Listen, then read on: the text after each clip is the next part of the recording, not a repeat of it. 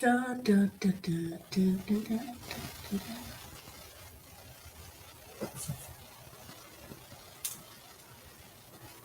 All right, I'm off the live stream with Jermaine.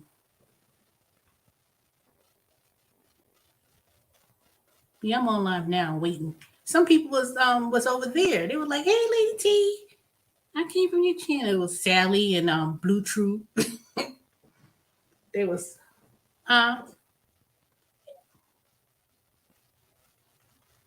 yeah, I was on there for like 3 hours.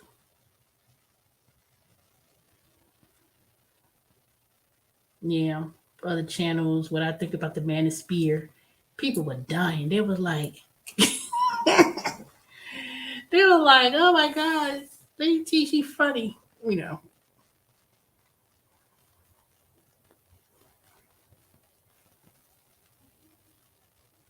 Yeah, he did say, "Oh, go ahead, and go to her channel." I said, "Y'all go in." I said, "I ain't want to steal no subscribers, so I said I'm not monetized, so I said y'all want to come and follow my little antics, y'all can come on. I'll talk about a lot of crazy stuff." And then,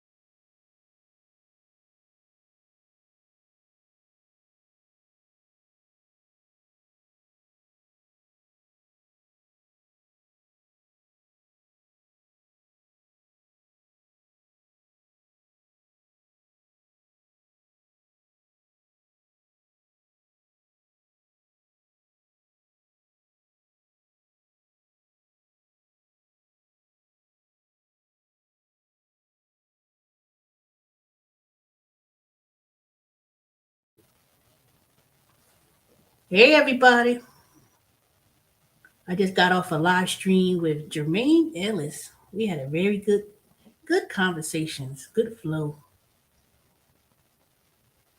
These nuts, you bet. So, yep, back pretty.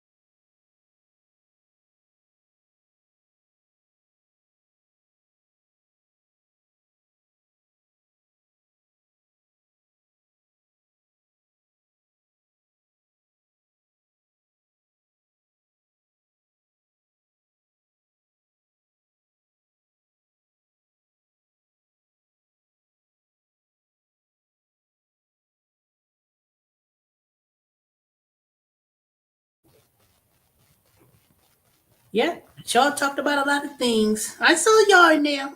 Blue True, Sally. I didn't know y'all watched Jermaine.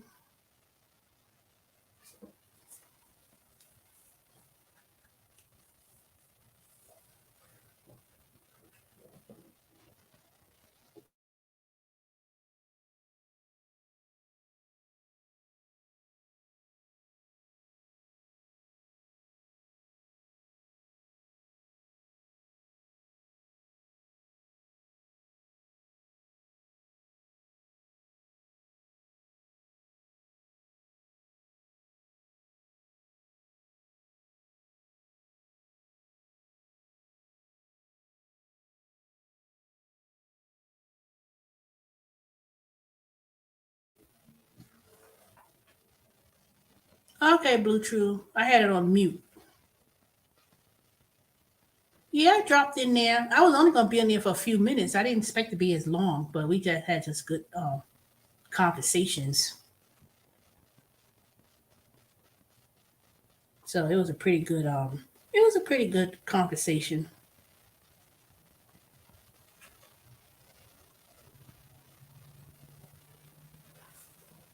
Are you still on here? Oh, you on mute. Oh, I'm hungry.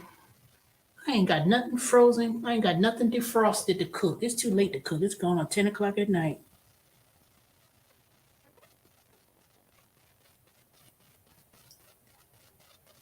I should show you the little peas thing I bought. Hold on, I'll be back. Let me go downstairs. I'm gonna show you one of my snacks. I'm not gonna eat the pop. I'm not gonna eat no. I ain't bought no chips, y'all. I was doing real good. Oh, you only caught the last few minutes of the stream? Yeah, I was on there for 3 hours talking with Jermaine. Hold on, y'all. I'll be back. Let me go downstairs real quick. Wait a minute. Where's that thing?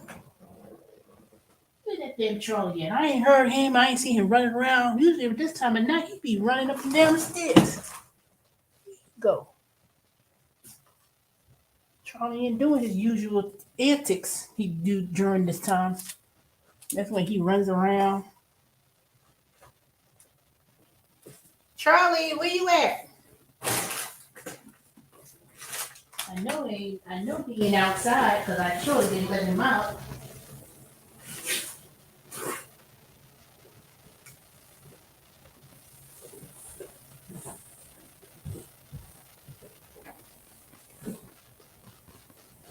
Charlie, what's wrong?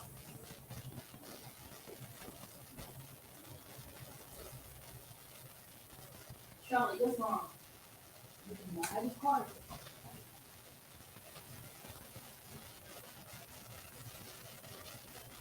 Charlie, what's wrong? You know, I'm calling Charlie, and he's sitting down with sitting in the carpet in the toilet. What's wrong? He's running around the room. Why didn't you get that thing? I thought we get this because it's coming on the floor.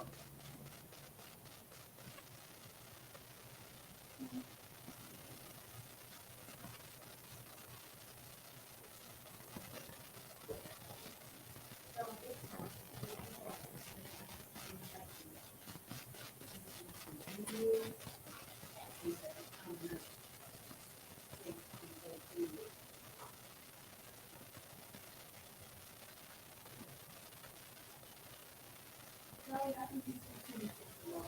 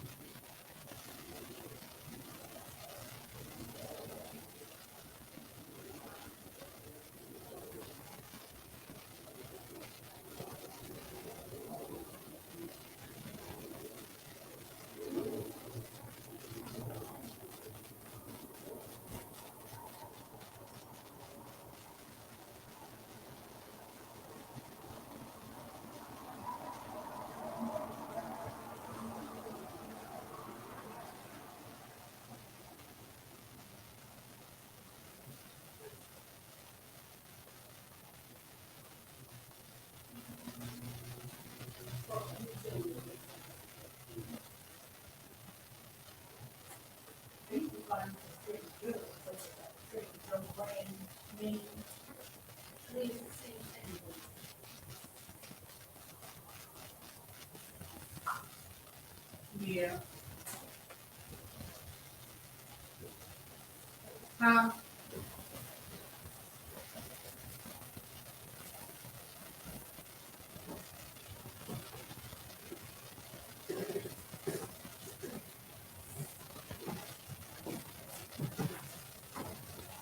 All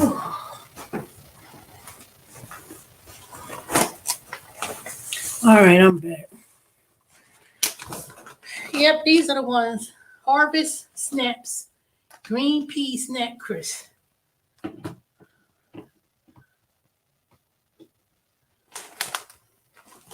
Usually I buy these at Trader Joe's, so they have the Trader Joe brand name, and it was cheaper. But this is a few years ago since I bought it. Charlie, you came up here now. The minute you hear a bag,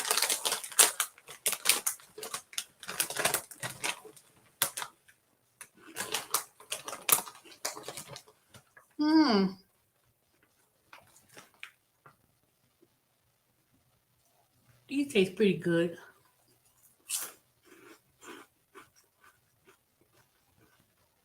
$22 pieces is 130 calories.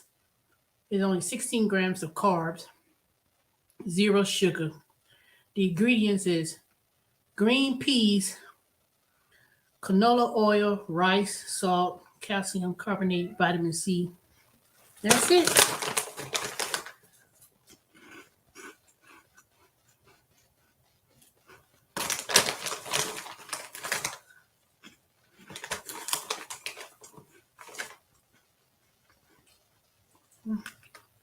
Y'all ain't saying nothing.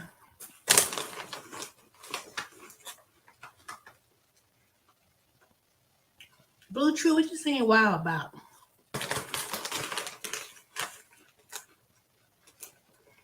Yeah, that's enough of this.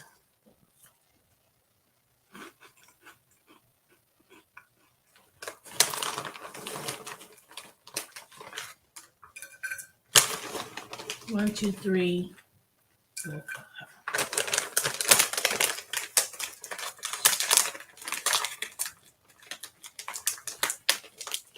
Eat a half a serving of it.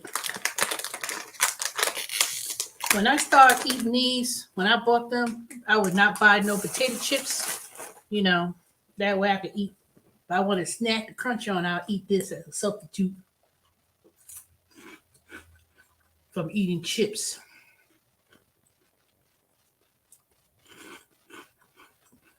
I don't understand. They have veggie ones, veggie chips, but I wouldn't buy it. You know, I usually know veggie chips that you was telling me about.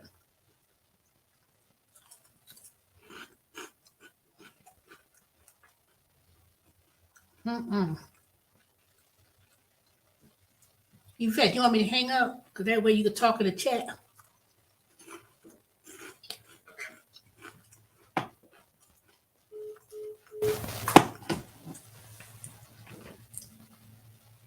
Hey, Shelly Shell.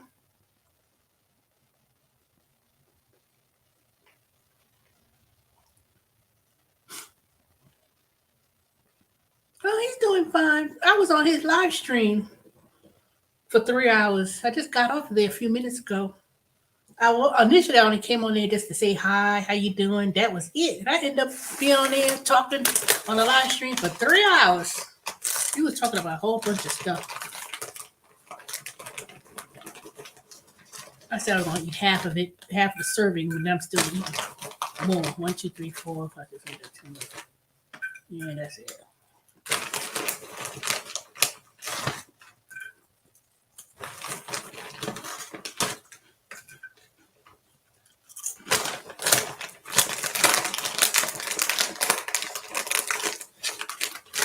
I'm eating these Harvest Snack Peas. Since I'm not going to eat no more potato chips anymore. At least not for a while. These are actual peas. These are actual peas that are baked. It tastes good too. I like these. I don't know about no veggie ones or whatever. They got different brands of this. They got black pepper, wasabi. But I just got the one that's lightly salted. They might as well say no salt. Stop it, Charlie.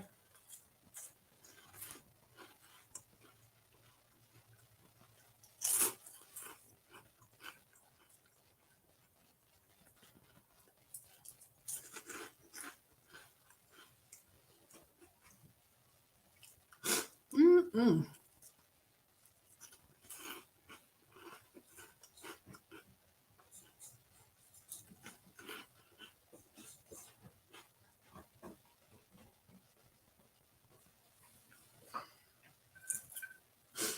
I knew Charlie was acting all funny. Usually he'd be coming upstairs and running around. But I went down there. I said, wait a minute, he mighty quiet.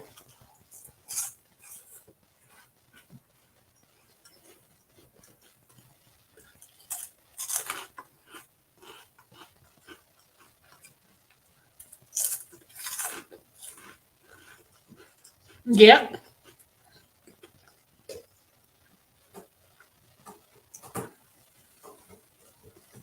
I bought some ginger ale and I bought some no sugar ginger ale. But yeah, I stayed away from tea. I did buy me some Tasso tea today. Tasso green tea. So I could brew my tea. I ain't put no sugar in it. Well, I may put a little bit, but I pretty much stayed away from tea today. Well, I have been staying away from sweet tea. Matter of fact, I think the last time I had sweet tea was when I was that not this past Saturday, but the Saturday before last, when Yvette came to help me declutter, and I had that sweet tea from McDonald's because I bought her something to eat for lunch. Well, I went out to get it, and that sweet tea tasted horrible, horrible. And after that, nope, no more teas. So I did buy me yeah, I did buy me I bought regular ginger ale and then I bought the one with no sugar. So hopefully it tastes good because it took me 20 minutes just to debate as to what I wanted to get because I wanted to get some soda, but I was like, nope, can't get, so I settled for the ginger ale. And after that's been okay. And after I finished drinking that up, that's it. And then I did buy orange juice, even though, I know Shelly said that's too much sugar, but it was non concentrated, 100% orange juice. But the sugar content is based on the fact that it was orange and it was squeezed, natural orange from the fruit, not added sugar. So, but other than that, and I will be making my New Year's meal. So I'm going to let me see, tomorrow's Wednesday. I'm gonna go to farmer's market and buy me some collard greens. Collard greens and sweet potatoes. That's it. I'm not buying nothing else. Collard greens and sweet potato.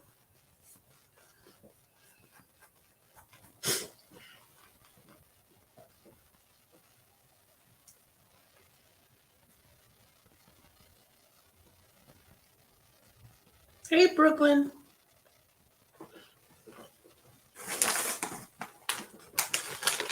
Let me log my food for the day. This will be snack number 2. No, snack number 2.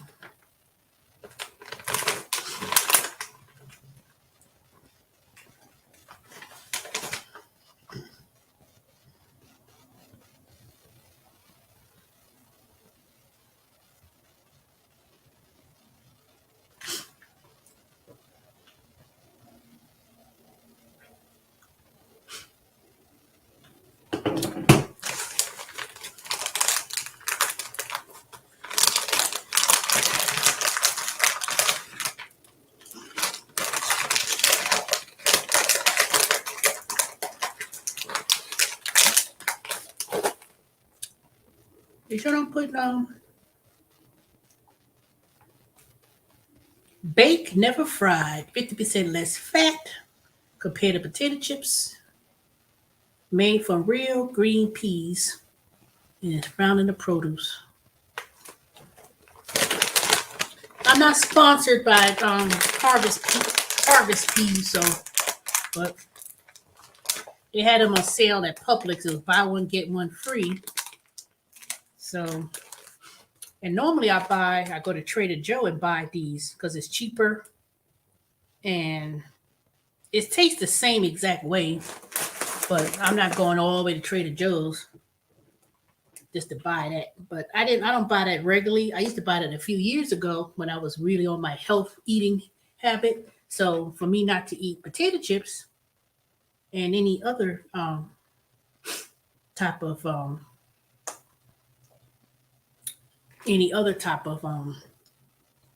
snacks like cookies and stuff, I would buy that because that would satisfy my snack. No, I'm not buying no keto snacks. First of all, it's too expensive, and I didn't find anything that would be. I didn't find nothing that was interesting. Put it that way.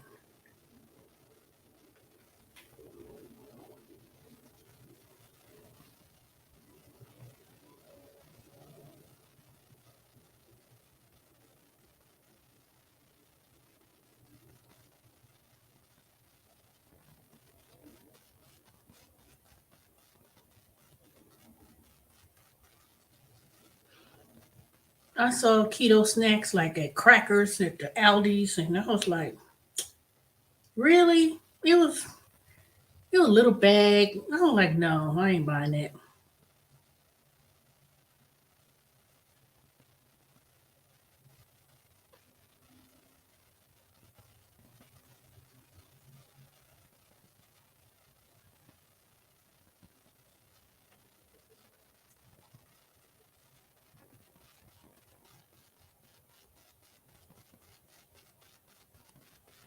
Yeah, so my conversation with Jermaine was pretty good. We were talking about various different topics, and people in the chat started laughing. Because Jermaine started laughing too, because I was, he was asking, "What do you do with Campbell Samuels?" And boy, did I say it!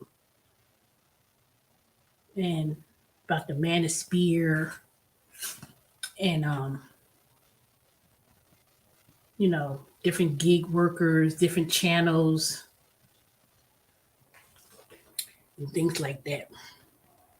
We briefly talked about different investing. That was really my question at first, because he does a lot of investing.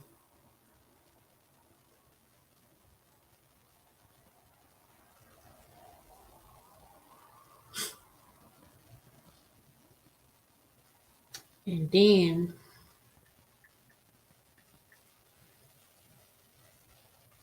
I did kind of ask him, ask people if they want to come and join my channel. I appreciate it. Oh yeah, we was talking about that, about the rent and how renting. Yeah, we briefly talked about that. We talked about a whole lot of different things.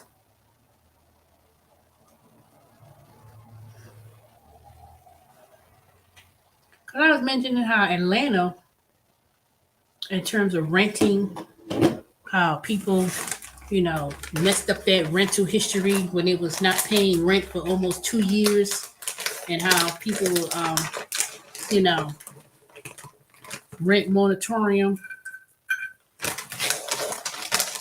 and if they get that on their record about,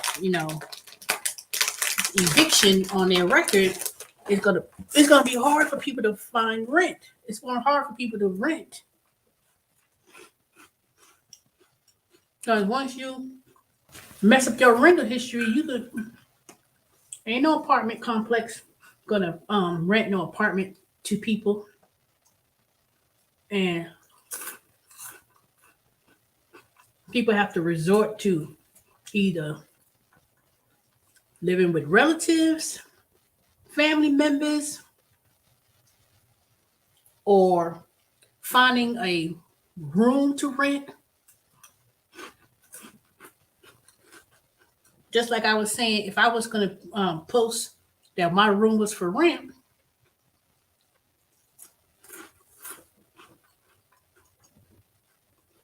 yeah, it's hard out there, but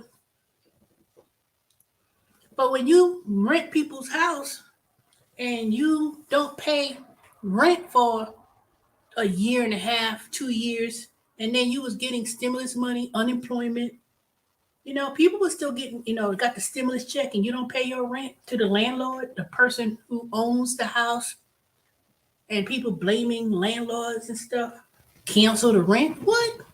Those are small, those are small investors, small people got small businesses. That's not no big corporations.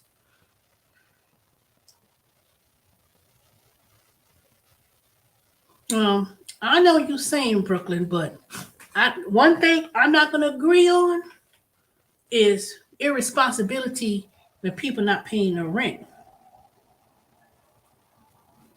You living in somebody's house, you taking advantage of people.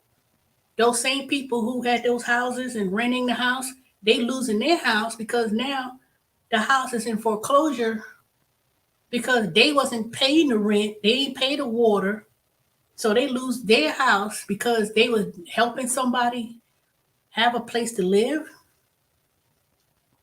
And you rent somebody's apartment or house or something, and you ain't pay rent no time in 18 months or 2 years, you ain't pay nobody rent. you know I'm sorry, I can't feel sorry. I can't go on that old me movement of, you want them. You know why I'm not, why I don't feel sorry? Because they had the rental assistance programs that was part of that CARES Act.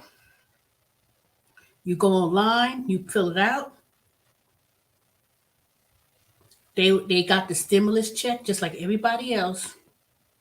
$1,400, $1,000. They got the same. They got, and then some people, if they had kids, they was getting the 2,300, 3,000 per child for what, 1, 2, 3, 4 months.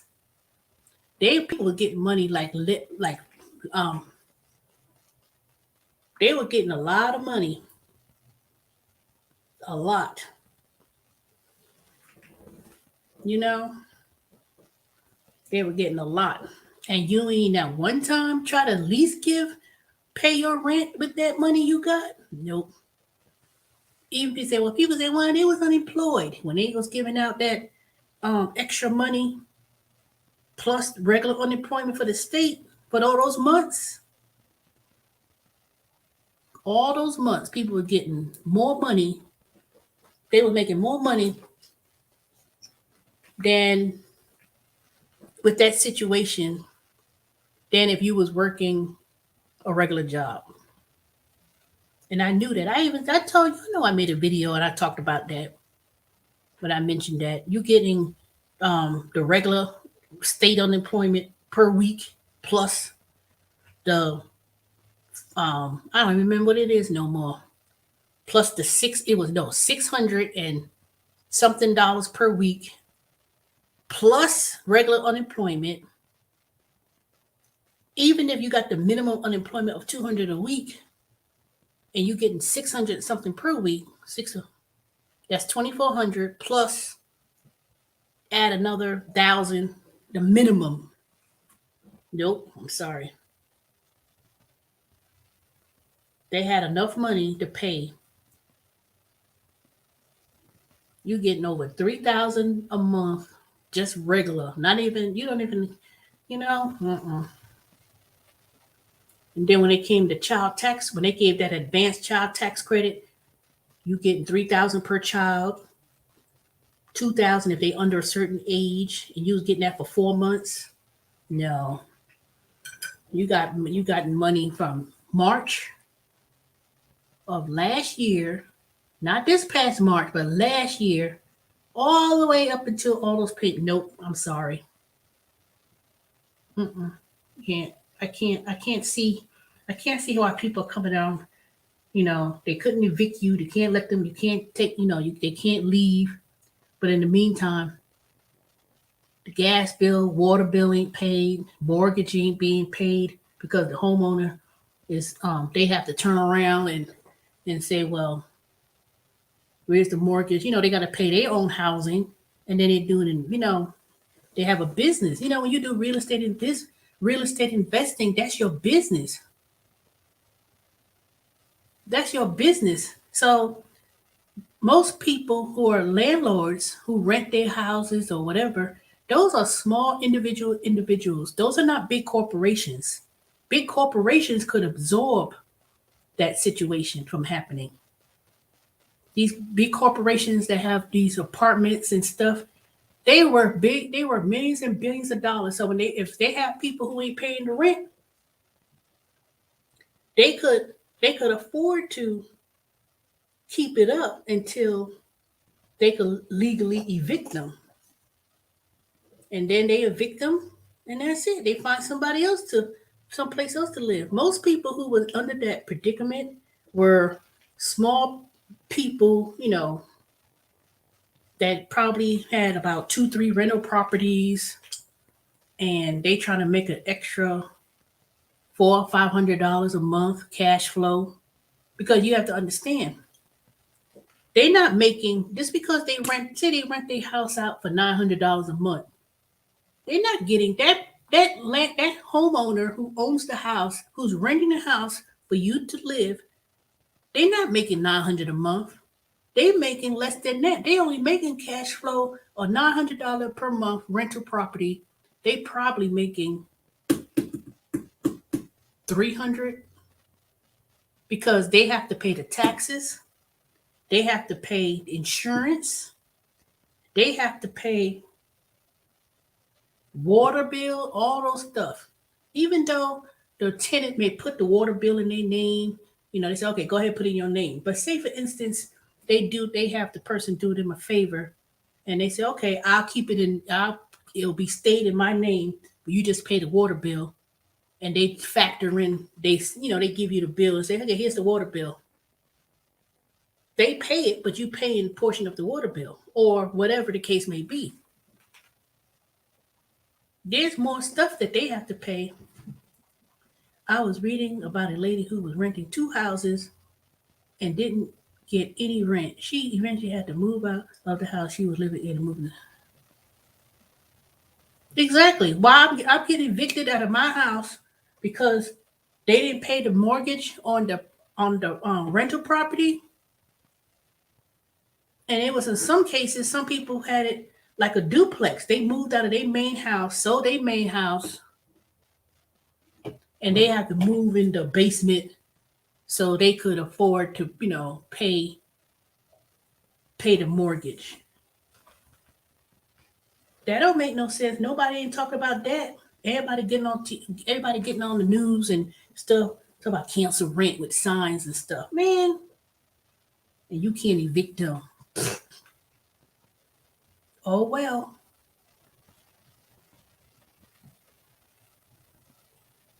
It is sad. It is sad that people to take advantage of people who are small business. They only make about an extra $400 a month in cash flow. People act like these people who own real estate making a lot of money. When you rent houses and stuff, you're not making that much money. You're making a small little cash flow on your rental properties.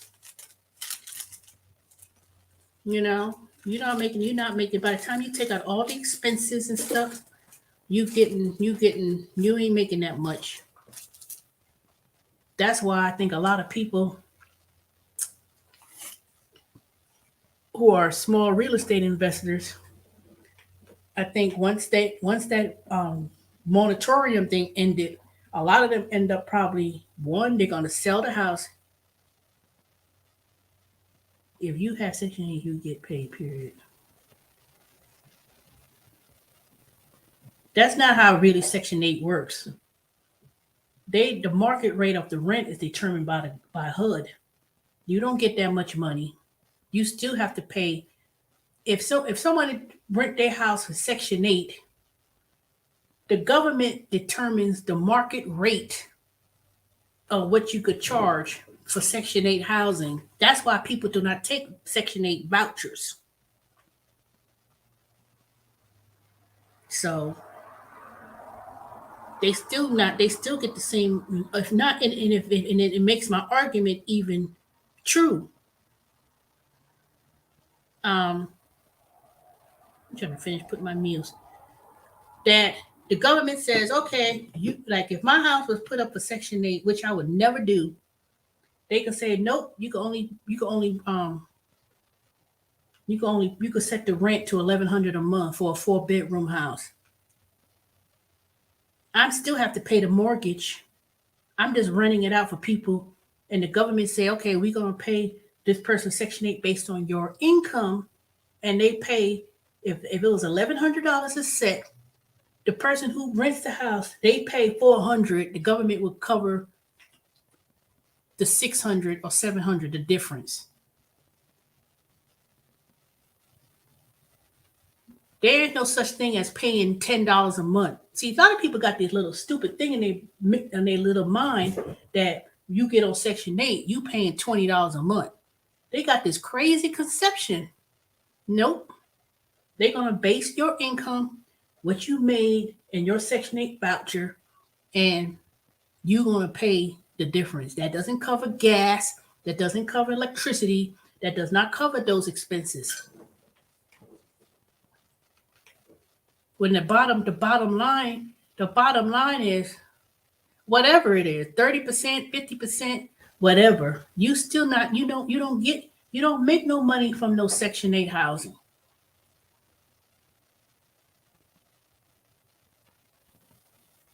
Section 8 housing and how people say, oh, you don't see people make a whole lot of money with Section 8 housing. Just as a person who rents the house and do Section 8. That's why you don't see people.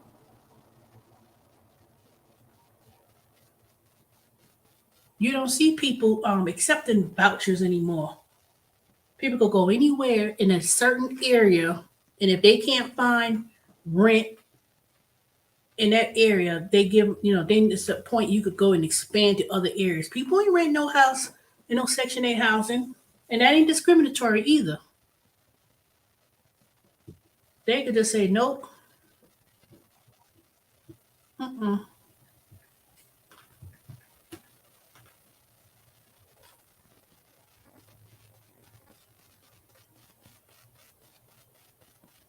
Exactly. You gotta wait. You gotta wait forever for the government to pay you back or reimburse you for the things, for the expenses, and they don't even give you. They don't really pay people those that had their house destroyed. No, they ain't doing no Section 8. I'm sorry, people. I don't understand. A whole lot of these younger people. I'm like, what the fuck you doing on Section 8? Old enough to get out and work. They want to be on Section 8. Ain't nobody tell you to have all those kids, and then you get Section 8, and then you trying to find a little piece of job just enough to get the earned income credit. No, nope. Remember that trifling girl that was my coworker? She had no place to live, and people was like, Miss Teresa, why don't you go and help so and so? You got a home, How you know I got a home? Shit. They figured because I'm older, they figured, oh, she got a home. She got some. She's established, They be like, Mama Teresa, go ahead and help someone. I said, what's wrong with y'all? Because they ain't had no place to go, home place. And I went there and said, okay, because she was living in she was living at the airport, and called me. I'm like, where you at? And she was somewhere on Memorial Drive. And she came to work with a black guy. I was like, what's going on? And I felt sorry. I said, okay, you come and stay with me for a couple of days, but you need to go back home to California. You don't need to be here in Atlanta. It wasn't like she was ratchet. She was just some young girl, They didn't want to do nothing. I said we worked at the same job at Wipro, that little scamming company I was telling you about a couple years ago. And I said, okay, when I get up to go to work, you get up and go to work too. How you work at the same job and you laying around in bed? I'm like, I ain't gonna be late. Come on, get up, get dressed, take a shower, wash your butt. We going on to the job. But I was working another job for a couple of days because I was working at night, and I would drop her off at the job, and I would go to my new job I was starting.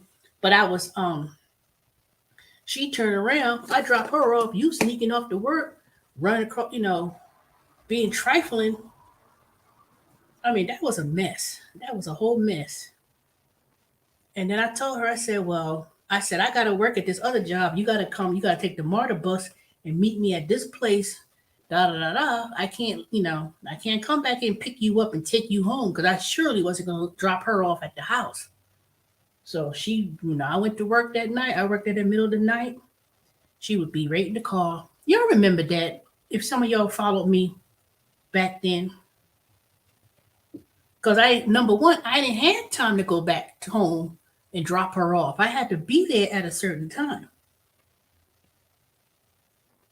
So she stayed in the car. When I was working, she would be in the back seat of my Kia Optima sleeping.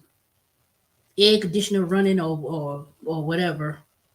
And she was right there in the back seat of the car all day until I had to leave to go to work. Because she didn't drive. So it wasn't like she could drive my car and say, okay, come and pick me up. She ain't had no driver's license, so I couldn't tell her to drive my car and come and pick me up. That was a mess. You remember her, Yvette? And all I asked you to do was help me, the house cleaning. And I ain't tell her to cook. I ain't tell you to cook. All I said was just help me around the house, do little things that I need to do. And I remember I was doing my Saturday morning cleaning. And I said, okay, well, you go over there, clean the bathrooms. I'm going down, wash the dishes. And I would leave. Ain't had nothing done. I was like, what the hell? How hard is it to clean the bathroom? And she was just poking around and stuff. And I always felt like I had to go behind somebody to Y'all remember that? I left for a couple of hours and came back home. It was like nothing was done. I was like, really? And trust me, my house was not cluttered. Like it wasn't cluttered to the point like, oh my God, this is cluttered. It was nothing like that. It was just a routine cleaning, and she didn't do that. I was like, oh, Jesus. I said, do you know how to clean? I mean, she would be, she was, how you feel you have to go behind somebody and they just like poking around. That's what she was doing, poking around. Dang. She act like I told her to clean 10 bathrooms. You just couldn't do one. And my stuff was not ratchet and raggedy. All you had to do is spray, wipe down. That's it. How you gonna stay at somebody's house and this is way before COVID. They were, way before COVID. I cooked dinner. I bought dinner, and I wasn't mean, I bought dinner. She had to eat too. I ain't asked for no money. And then when I did ask for, I said, well, we can make an arrangement. If you want to stay with me, we can just, I'll just, you just pay $500 a month, which includes everything. Man, I said, we just got paid. We got paid. I get paid the same day she get paid. We got paid. We worked at the same job, got paid the same amount of money. And she gonna say he was staying with some guy or whatever. He stole her money. I said, you mean he stole your money? He took, you mean not stole. She didn't say stole. He took my money. I said, what do you mean he took your money? How you have someone take your money? I mean, that was a trip.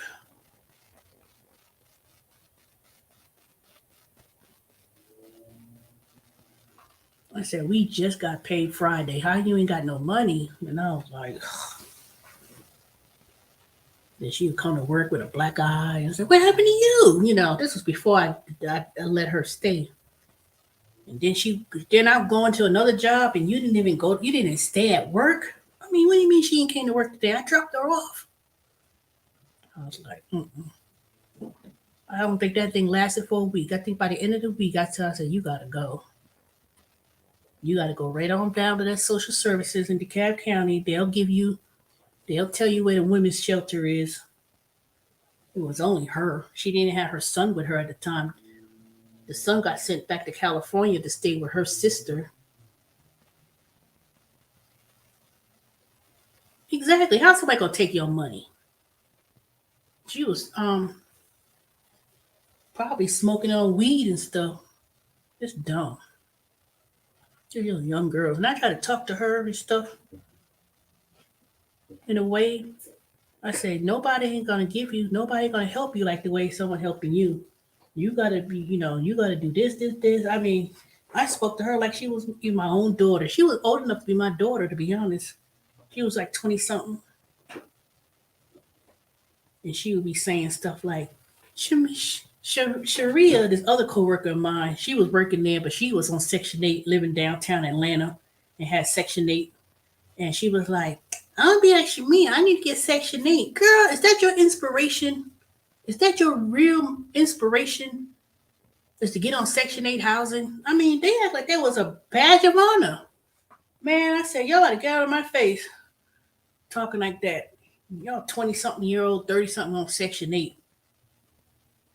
I said, y'all stupid. I sat there and told them just like that. I ain't mince my words. Charlie, get down. I did not mince my words either. I ain't sugarcoating a damn thing. I told her, I said, y'all a bunch of lazy heifers. And what are they gonna do? Curse me out? They dare not to. They dare not say nothing to me. They knew. You come up to me and talk crazy, I'll jump on their ass. They dare not say nothing to me. All that little fight I broke up a fight at the job between this other two girls. I'm sitting here talking to the other one, and next thing you know, she jumped up and they start fighting. Before I could grab her, they started fighting. Now, I wish I had my camera on. That was classic. They broke out in that fight. I'm talking to the other girl, be talking. And I said, so and so, leave that alone. Don't say nothing. I said, ignore it and try to diffuse the situation. Next thing you know, she jumped up, bitch, fuck you. I was like, I'm all in the middle. I would try to grab them, like, stop it. They started fighting. And it was so stupid.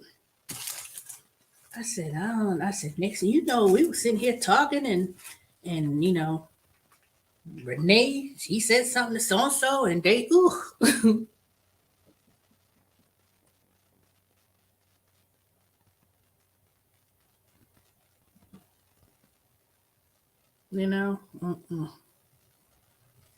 Section 8 housing and all this stuff, it should not be for the able. If you could work, you should not be just getting it just to be getting it.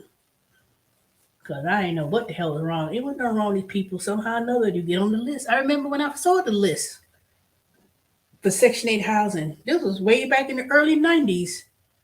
And I was like, dang, I don't qualify to get that. Even if I had no children, my income was not that low like that. But if it was, you had to put your name on the list from the late 90s just to get on there.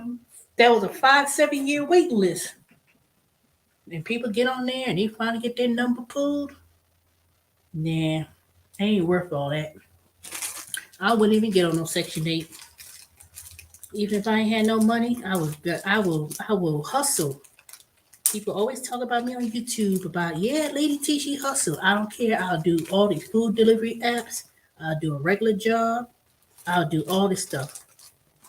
Yep. New Year's Eve is almost here, Blue True. I was going to buy me some sparkling Welch's Rose non-alcoholic at Publix today. But I said, no, I didn't buy it.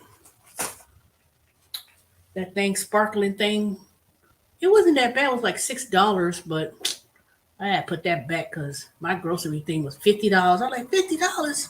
But I did buy $4 and some change for 18 dozen eggs.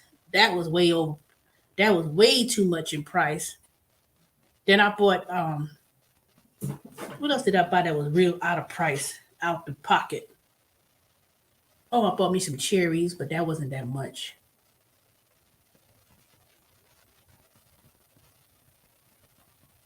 Yeah, I bought me some things. I was like, shoot, something gotta go back. So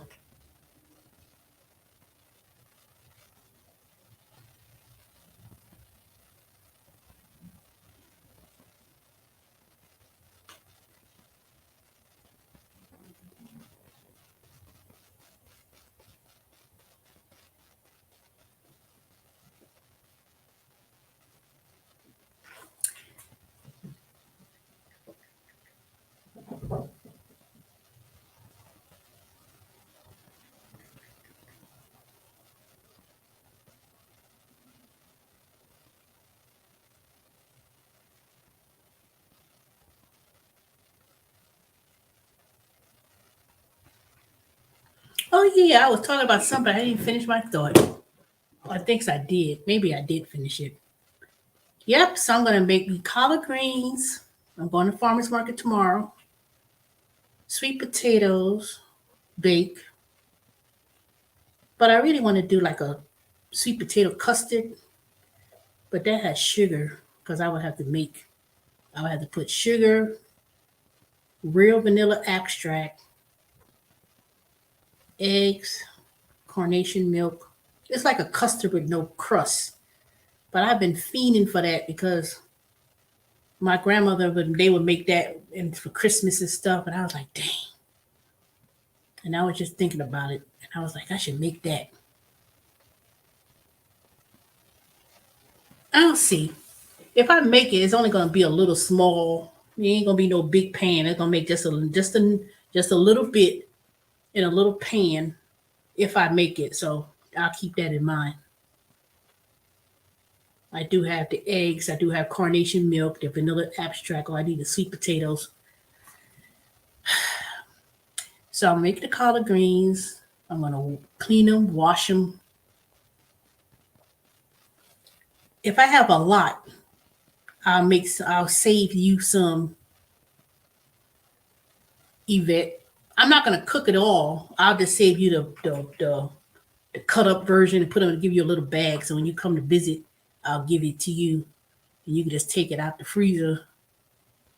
I'll keep it in the freezer at first.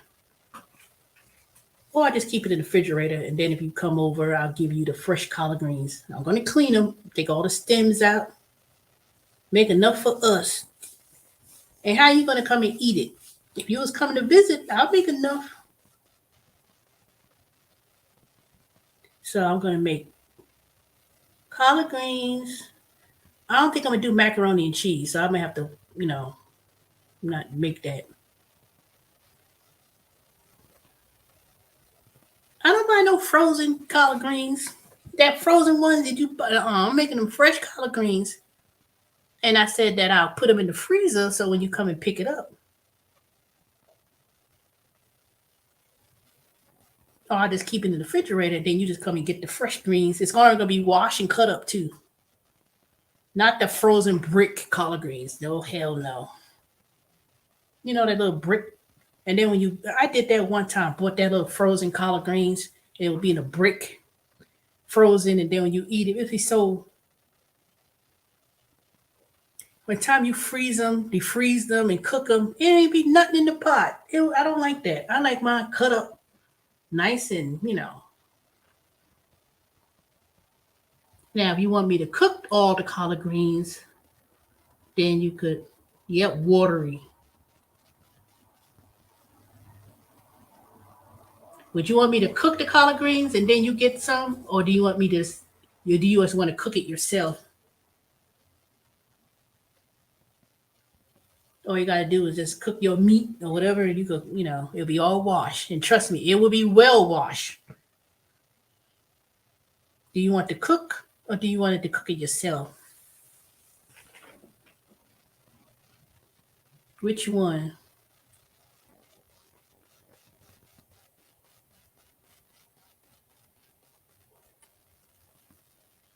Oh, and then I'm gonna make the ham that I bought that I didn't cook. So I'm gonna make the ham. I'm gonna bake the ham. I wanted to do. Well, that's what I do. You just get a little Ziploc bag of collard greens. Not the little bag of collard greens, but I'll probably buy about 2 bushels. By the time I cut them up, clean them up. Yeah. If I buy a whole bushel of collard greens, I have to cook, I'll have to wash the whole thing. I wash my collard greens about 5 times in this, I wipe them with a cloth, just wipe them, take off the stems, and then I'll put them in the sink, cut them up, and then I'll wash it. I wash about 5 times.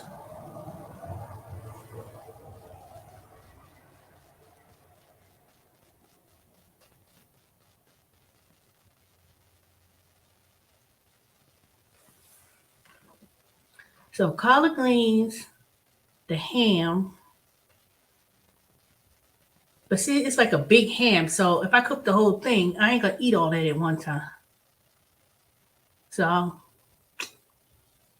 gonna cut that ham because I ain't gonna eat all that. And I don't want to.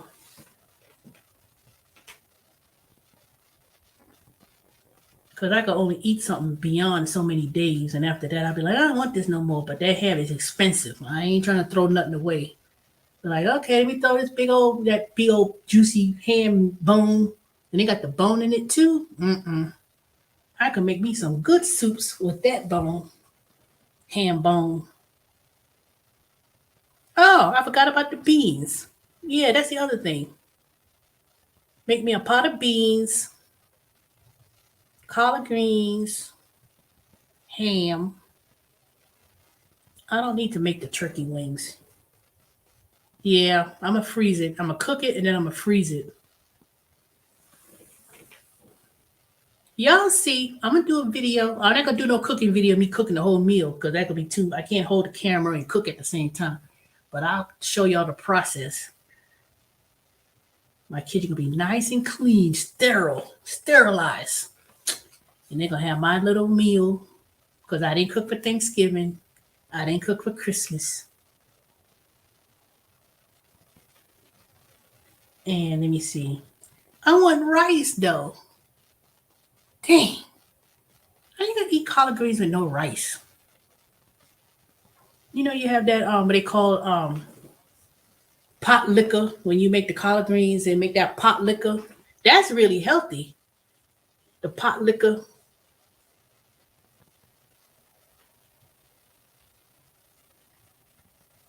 I guess I could try to eat collard greens with no rice.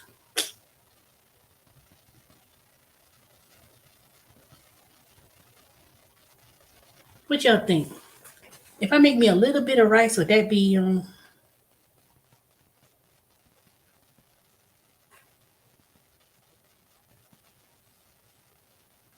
Sure, it ain't like I'm eating macaroni and cheese. Because, if my mother was there, she has to have macaroni and cheese. They're going to be like, I can't do it, no macaroni and cheese. I know you could eat collard greens with no rice.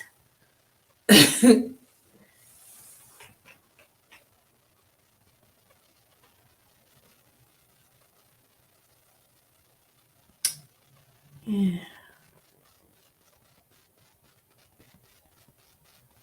Okay. That ain't the same thing. Cauliflower rice, even though I was going to make that, I was going to make cauliflower. I was going to actually buy the cauliflower. I'm not buying that as a brand. I'm going to make it myself. I'm going to buy cauliflower and grind it and make my own. You can actually make it. You can smash it up, look like mashed potatoes too.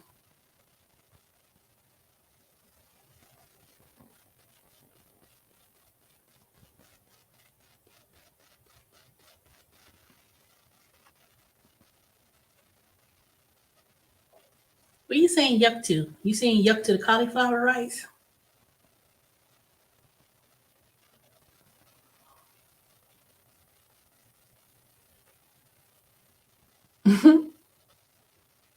Yeah, that's true, Brooklyn. Everybody eating beans and rice, and rice ain't kill nobody. You know, rice ain't made them fat.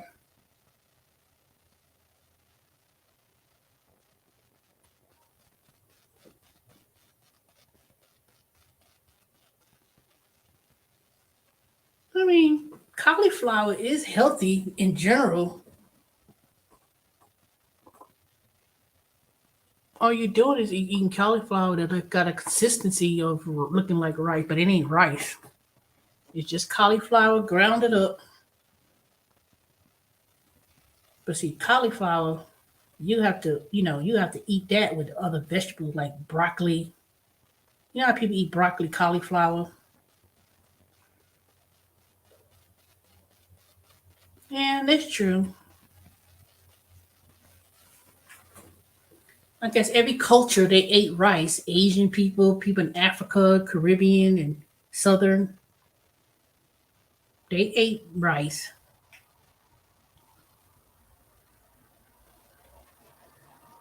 Well, I'll see how I feel. When I go to farmer's market, maybe I'll buy jasmine rice or, whatever. I'll buy me a little, little thing of rice. I'll see how I feel about that.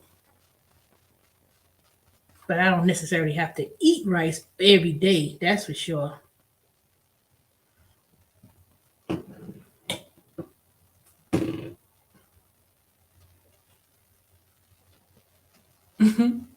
Salt and pepper. Salt, pepper, and butter to the fake rice. But it's not rice. They just say rice because they look like rice. It's still cauliflower. It just grained like that. It's not physically rice like you put it on the stove and boil it.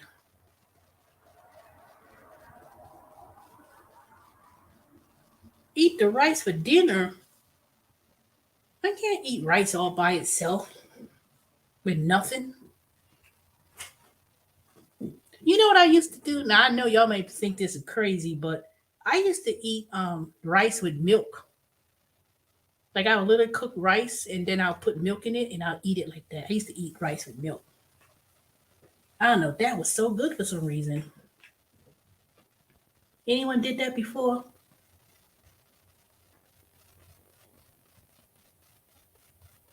Yeah, I could eat that and there'll be no carbs because that would be the only carbs really. Sweet potato is low carbs. It's a vegetable. I don't know. We'll see. I mean, I could eat collard greens and stuff by itself with the other meals.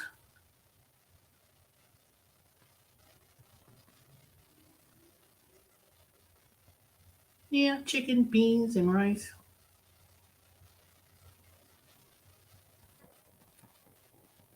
Yep, stewed chicken. Yum, yum. All right, I'm not going to cut rice out of the diet, but I will eat it very, not as often, put it that way. That's what I'll do.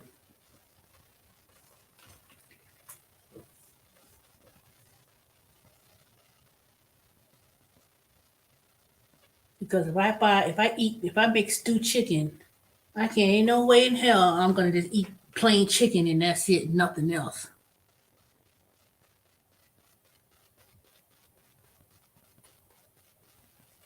Yeah, pasta.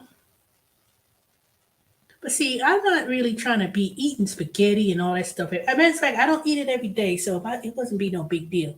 I think my problem is I just need to cut back on the sugar. No McDonald's, no Chick Fil A.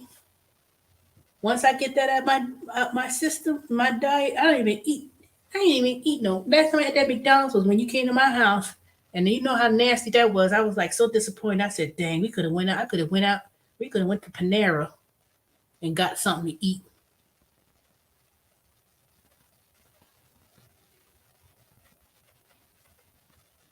Tch. You could make noodles out of zucchini. You could make this vegetables and make that as zucchini look like spaghetti. You know you could eat that. But I know you ain't gonna eat that. You ain't gonna do that.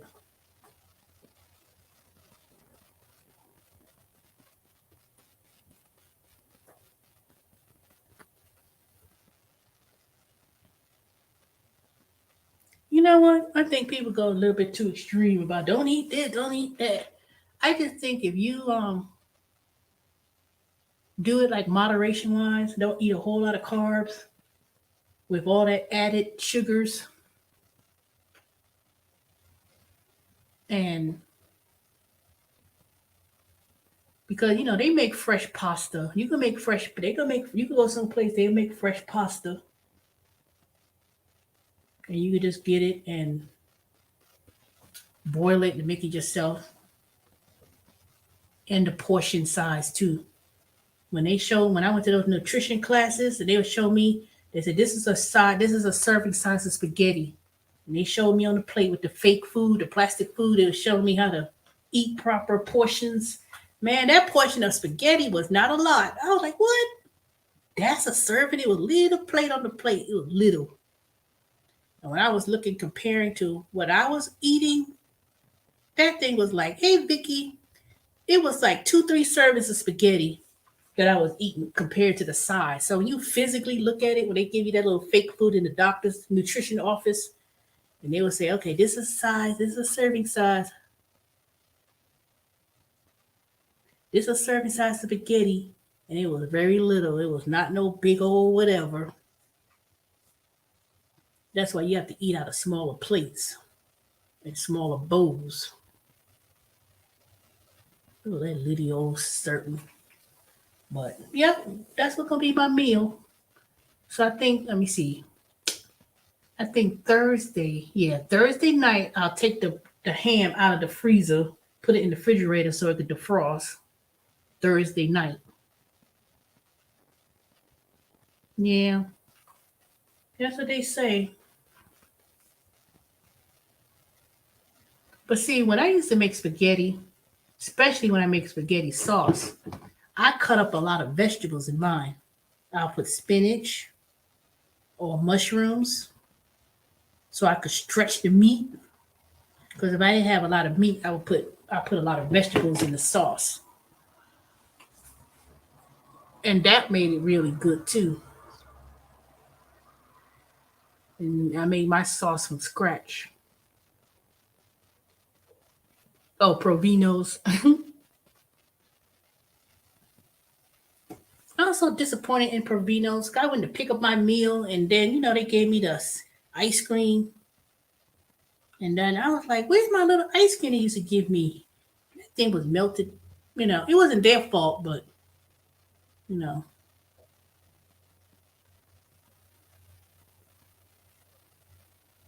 I make my sauce from scratch. Ain't that much acid. You talking about that spaghetti in a jar? I buy tomato sauce, tomato paste, and season it, and then make my own spaghetti sauce. Now I would buy some. Now I would buy certain spaghetti sauces if I didn't, because it was kind of running out of tomato sauce and tomato paste. You couldn't really find it as much, so I would have to buy the Kroger brand spaghetti sauce, and it'll have, the only thing will be in there will be the garlic and all the seasonings in it. Because sometimes they were running out of certain things you couldn't find on the shelf.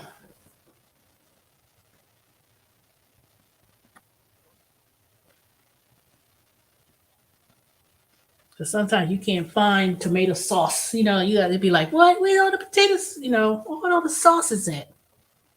Because everybody buying it because it was cheap. So they left jars of spaghetti sauce on the shelves.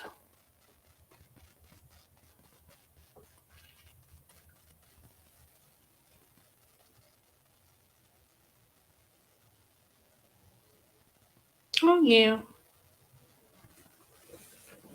But I buy Hunt's brand spaghetti sauce or whatever they got on sale because making that thing from scratch and stuff could be a little bit expensive because they don't even hardly have a lot of the tomato sauces and stuff like that.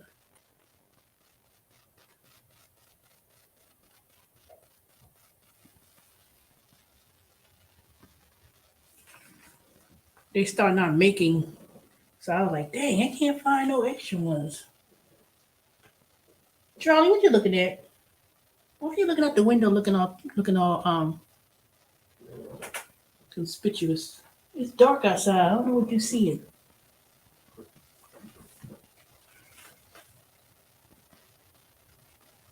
Oh, homemade rice pudding. I don't know how to make rice pudding. I probably I could look at it, but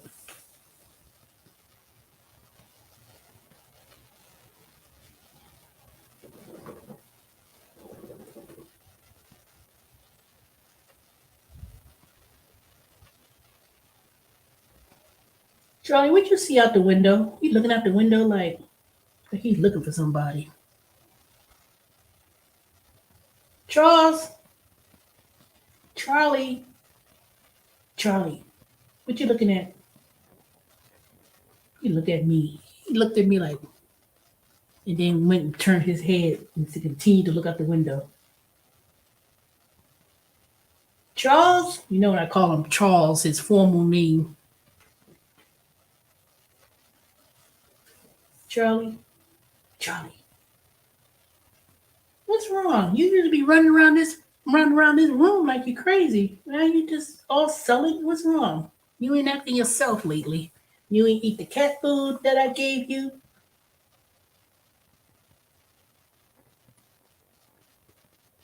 You hardly ate anything out that bowl.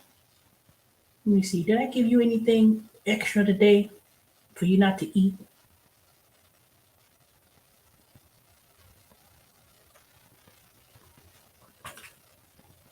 I know my aunt, they used to make rice pudding. I don't know how to make it. I don't.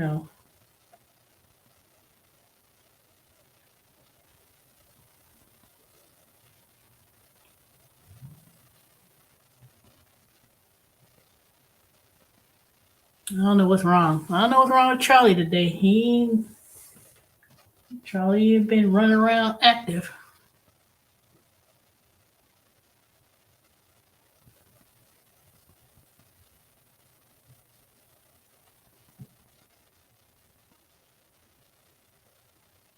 I got the window open. It's not even cold. Usually it's 72 degrees in the house. That's good because sometimes it won't even be cold outside, but it'd be cold in the house. So I'll open up the windows. I wonder if I let that air circulate. It usually feel cold, but Charlie, Charlie, Charles, Charles, Charlie Smallwood. Give him the full name, last name too. Oh, he's mad about that tuna. He, man, I haven't taken that cat to the vet yet. Cat ain't got no shots, no nothing. He ain't nothing wrong. I mean, he ain't laying down like like sick or nothing. He's just not himself. He just, you know, just looking out the window, laying on the carpet.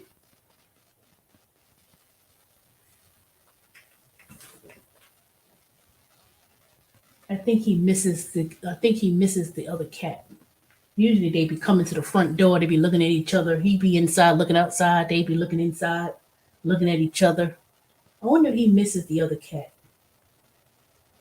Are you lonely? Let me get him out that window. See if he gonna come. Maybe he'll. Charlie. Charles.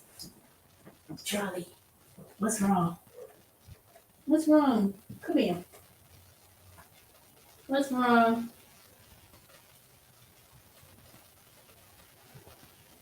Oh, come here. Let me love on you. Let me pet you. All right, here's Charlie. Charles, Charlie. You ain't kissing me. What's wrong?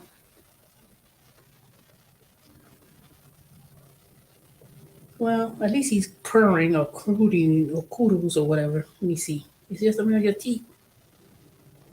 All right. Okay, baby. You being a big baby now. You want some tuna? Is that what you want? You want some tuna? You want tuna? Ah. Huh? You get some tuna tomorrow. Even though I said I was going to give it to you once a week, I'll give you a little snack tomorrow. All right. It's time to go.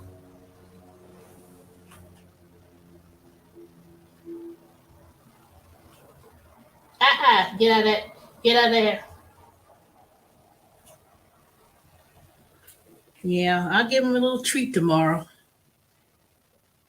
And I think when I'm out and about, I'll find him a toy. I'm going to Dollar Tree. Maybe I'll get something.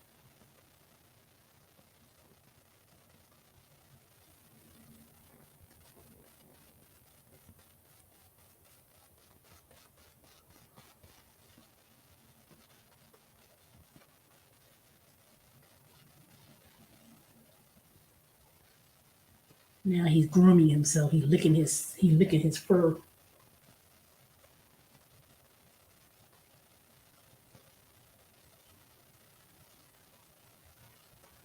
Oh well, Charlie, you'll be all right.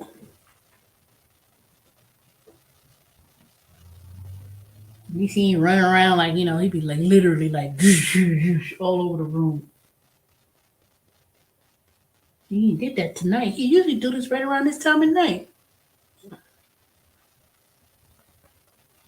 Charlie better not be mad because he ain't got no tuna now. Now I told him he didn't get no tuna fish today. That cat be spoiled. He eating tuna, salmon. I had ate me some grits. I said, let me see you eat some grits. He ate the grits. I don't think he ate all of it, but I know he was eating it. Because if he don't like something, he'll know. I'll know. If he don't like nothing, he will not eat it. He'll smell it, be like, then he'll walk away.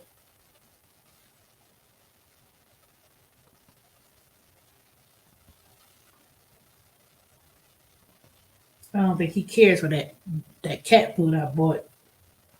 So I'm gonna have to finish that. That's a shoe. That thing is 10, 20 pound bag.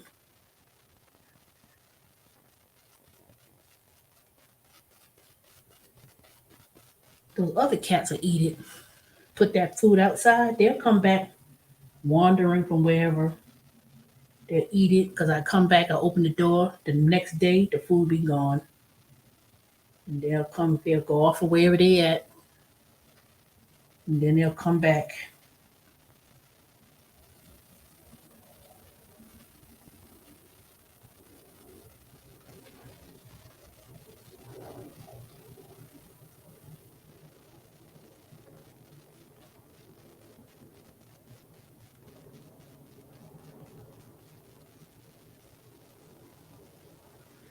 Oh well.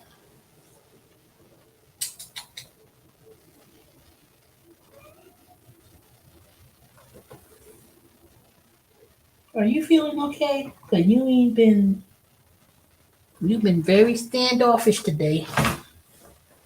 You've been very standoffish. Okay, now he's acting a little bit active than he was. Okay.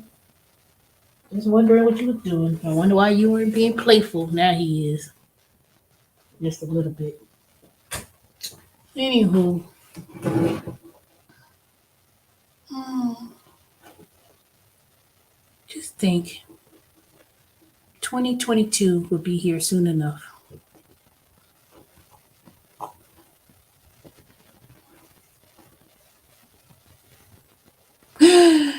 What the fuck?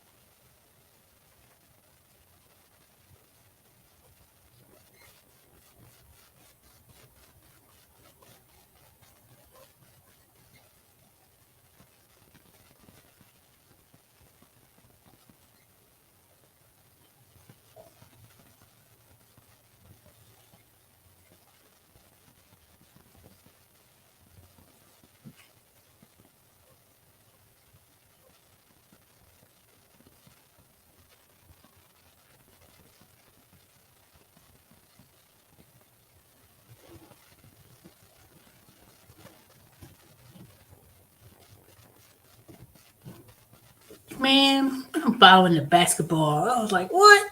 I know the Warriors ain't losing like that. 60-36 in halftime. Never. Maybe they'll pull it off because they do come back. But I don't know what's up with all these players. They all got this Omicron or coronavirus thing going on. I don't know why so many of them catching it. Why they got so many people, professional players, catching this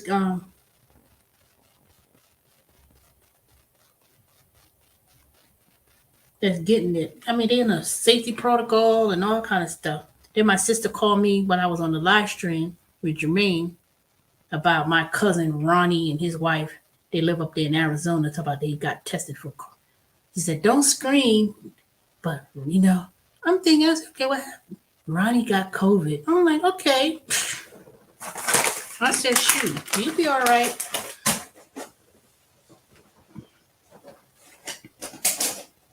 He will be all right. I said, he ain't in no hospital, he ain't in no respirator, he'll be okay.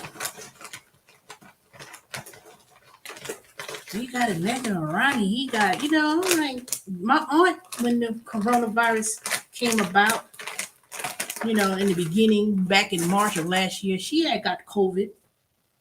Nobody said nothing at first until they said, what's her name was in the hospital for COVID.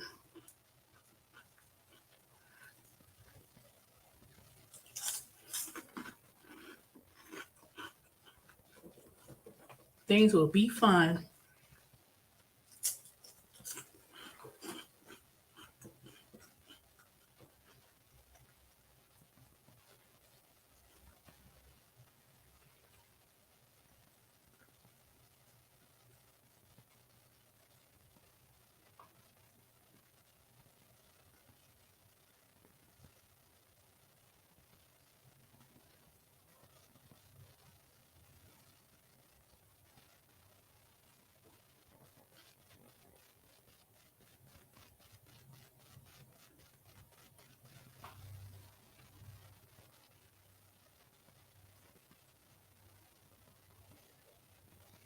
See, remember I was talking about when people win the lottery, they have all these disasters and stuff happen?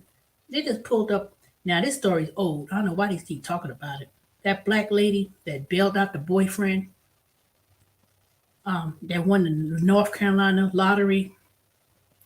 She was 26, single mother. She had not a whole bunch of kids, but she won $188 million. And then they had all these people coming after her from the pastor of the church. Talk about he promised her, 10%, and then the boyfriend, he was in jail and she put up the money to get him out of jail. But she was a single mother working at McDonald's and Walmart. And she cleaned up well too, didn't her? Prior to that, she didn't look all like that.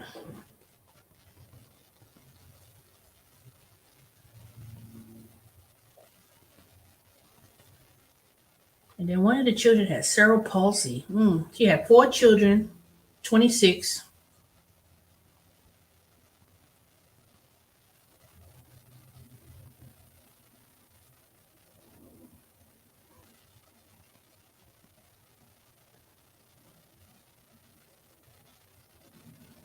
The lottery ticket was 564 million.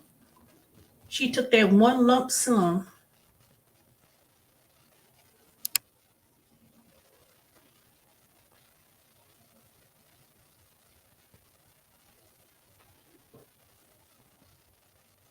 And she got 188 million. See, remember I tell you that?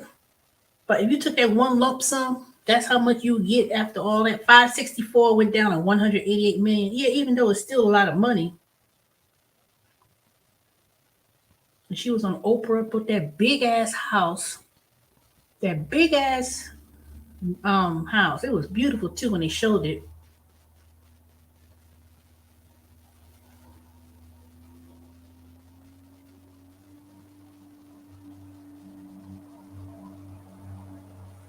Yeah, it was 2 other people won the lottery, so it was a third split up between.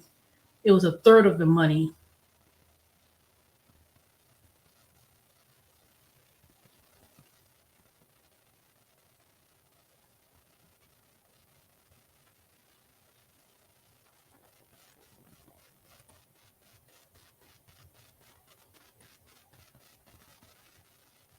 Yeah, it said that she had to go through a long process to claim the winnings.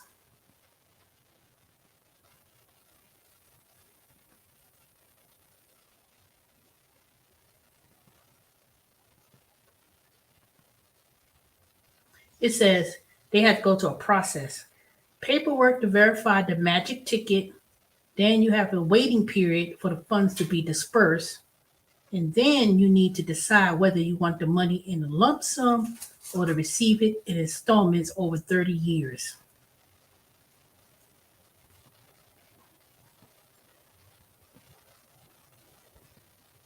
Let me read this because the hardest choice fans overnight multimillionaires has to whether to take their millions in a lump sum payment or spread it out over a set period of years. Marie Holmes had the option of taking the 188 million spread out over the 30 years or take the lump sum of 127 million. It's actually not easy to make a choice, many think, because the lump payment is worth significantly less. According to experts, it makes financial sense to take the whole lump sum provided and invest it, because with interest, it would be more profitable over a 30-year period than what the Lottery Commission offers. Wait, let me see. Wait, according to the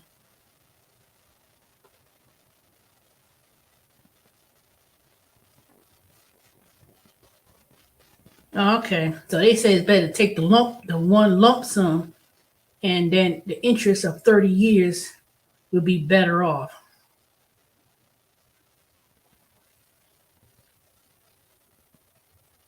We don't usually hear about the ones that take the spread out payments, probably because most don't. If you're lucky enough to beat the improbable odds, then you probably would take one lump sum check as Holmes did. Here comes Uncle Sam. Still, from nothing to 127 million isn't too bad, even though it is a $51 million difference.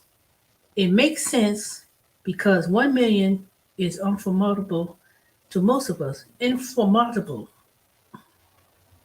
I don't know why I can't spell, why I can't read. So 127 million doesn't look that much different than 188 million. Little did Holmes know that the deductions didn't end there. Lottery winners are taxed if they were income, both on the federal and state level. On lump sums, the state of North Carolina takes 5.8%, and the federal government takes a minimum of 25%.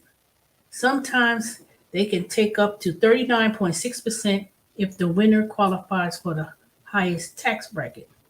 Depending on how Mrs. Holmes was taxed, she may have had to pay up to $50 million on her winnings. Noble plans. Have you ever asked, what would you do if you won $1 million? Many people might say commendable things such as donating the money to charity, helping out relatives and friends, and investing it wisely. Holmes wasn't different than any one of us, as she planned to put the money to noble causes. She pledged to donate money to her church, move out of their trailer to a proper house, and set up college funds for her children. Explaining her decisions, Holmes told NBC News station after winning, all the struggles that I ever went through, it was all for them. I want them to understand that money doesn't change you, but it can help you. Nobody saw it coming. Miss Holmes was described as a person who understood the value of a dollar according to her friends and family. After all, she was a single mother who had worked 2 jobs at McDonald's and Walmart to support her 4 children, one of them who had cerebral palsy. Even though she now has the ability to own a fleet of planes from her lottery winnings, nobody thought she would take it for granted. Despite all of this, money changed people, especially in the case of rags to riches. The person who everyone believed deserved it the most soon would be the one everyone turns on. Winner beware. Winners of the lottery need financial counseling much more than already established multimillionaires who already know how to invest money wisely. With that much money, it seems impossible to blow it. But as many financial experts would say, it is not the proper invested, even if the mindset boggling amounts of money can disappear in the blink of an eye.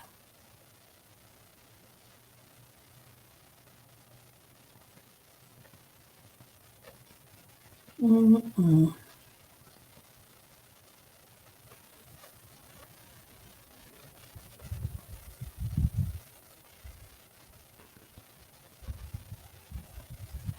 The frivolous spending began when she bought her boyfriend, Lamar McDowell, a $15,000 diamond lace Rolex. What seems like a penny in a bucket to the amount she won was actually the tip of the iceberg of what her boyfriend ended up taking from her. McDowell only has $100 in his bank account when he was arrested in 2014, and now he had a girlfriend that had the ability to bail him out no matter what the cost. Man, that nigga would have been stayed in jail. Denying the allegation that Mrs. Holmes spent $21 million on his bails, McDowell said, "So many people are going to do that because she paid $21 million to get me out of jail, but that ain't true. It's just 10%." A new house. McDowell used to live with Mrs. Holmes and 4 children in her trailer before being sent to jail in 2014. When he was released from jail, McDowell moved into the $350,000 home that Mrs. Holmes bought after winning the lottery, according to the Daily Mail. The report also shed light on how much money Mrs. Holmes actually received from the lump sum that she decided to take. After taxes, she received $88 million, which is a far fetch from the original $188 million she won. Again, for someone that comes to rag to riches, $88 million is still a mind-boggling amount of money. But Holmes will soon learn that a loss of $100 million makes a big difference. Dang! You went from 188 to loss of $100 million? Can I borrow some money? What happens next is, unsurprisingly, Mrs. Holmes became famous for her lottery winnings. Friends, family, and many others were calling her to borrow some money from a straight up handout. After all, what's $10,000 for a good friend? What's a new home for an aunt that bought your favorite toy in preschool? Man, that is not worth get by nobody no damn house. Remember you was in preschool? We bought you a toy. Here you go. Here's your $15. People, boy, I swear.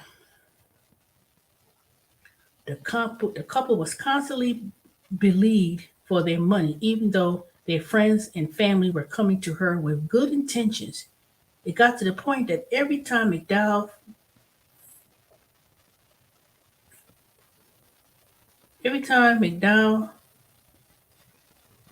filed a call, Holmes would say to him, "When money comes, there are more problems." He, how right she was, wrong neighborhood. After the big jock pack win, Mrs. Holmes and her boyfriend were who were persons of color moved out of their trailer home into a very expensive home in an affluent white neighborhood. Stop it! Sadly, racial prejudice is still alive and well in the world, and the couple was constantly harassed by their neighbors, both subtly and not so subtly.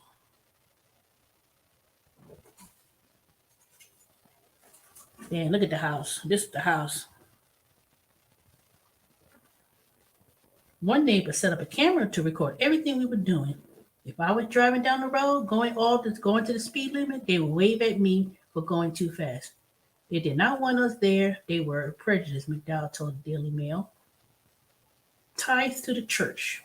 The Pleasant Hill Missionary Baptist Church was Mrs. Holmes' sanctuary even since she was a child. She took the church teachings to heart and tried to improvise them to her day-to-day life. To display their gratitude to God and the church, Mrs. Holmes pledged 10%, also known as tithes, of her winnings to charity. Perhaps Mrs. Holmes was able to claim her winnings anonymously and kept a secret of her charitable donations that no one would be able to take advantage of her good heart. Unlike other states, all big lottery winners' names are published for the public record in North Carolina by law. Getting the ball recording. 10% of $88 million is a lot of cash. Even the noblest institution used that straggling amount of money for unnecessary things. Still, Pleasant Hill Missionary Baptist Church. Uh-oh. Where did the story go? Oh.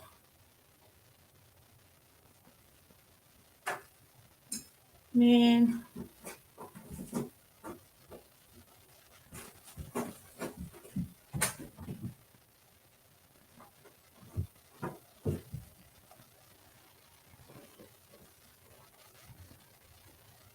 You know what? That church wouldn't got nothing out of me. 10%. Man, they crazy.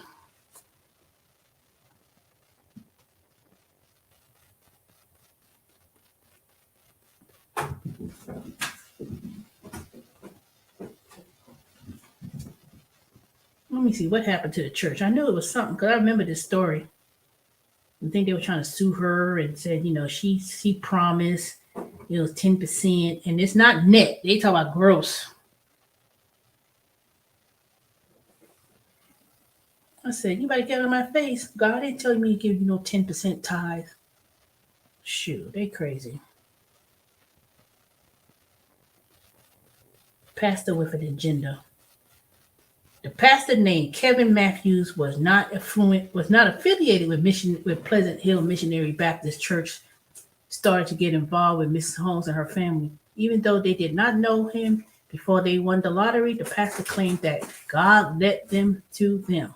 God led him to them. They believed him, invited him to their home for ministerial services and to help Miss McDowell make better life choices.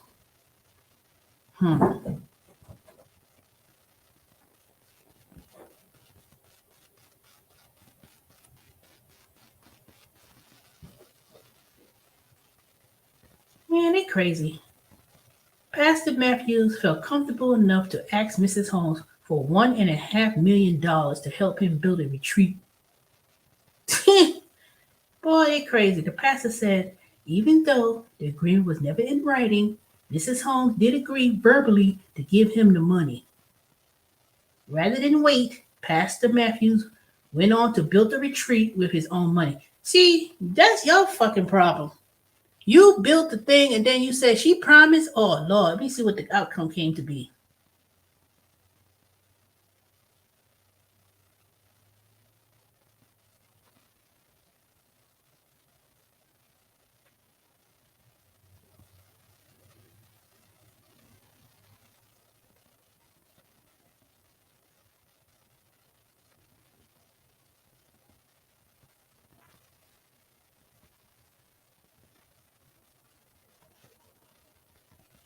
Considering nothing was put in writing, Kevin Matthews didn't have much of a case. Brazenly, Matthews claimed because of the emotional distress and mental stress they put me through, I had to start more.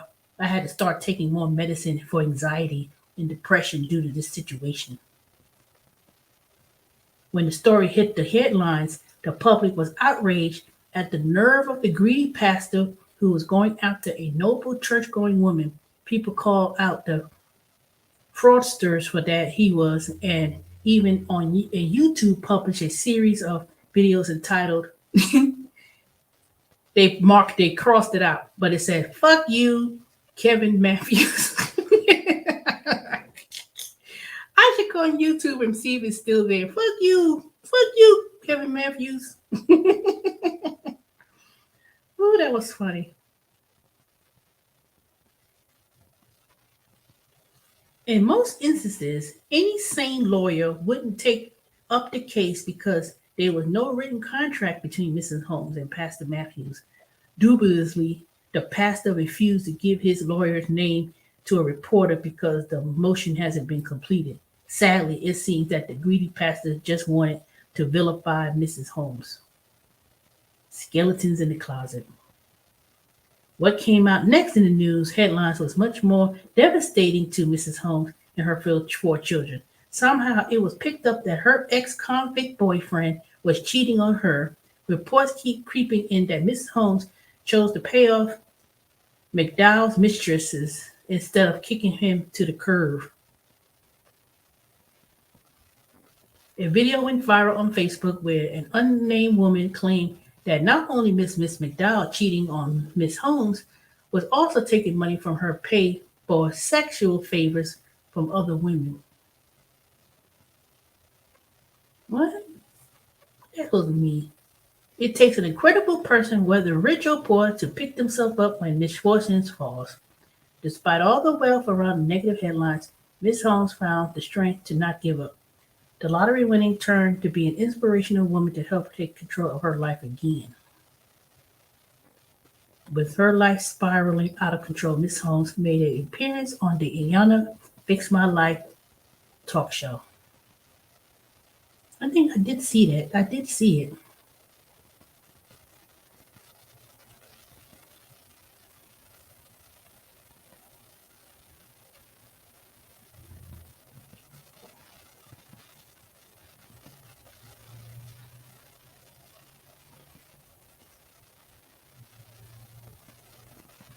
During the Miss Holmes appearance on the Ayanna Fix My Life talk show, her mother made a shocking confession. Attila was the one who picked the numbers, and her daughter believed it was her own random numbers that won. I kept dreaming about your brother that we lost.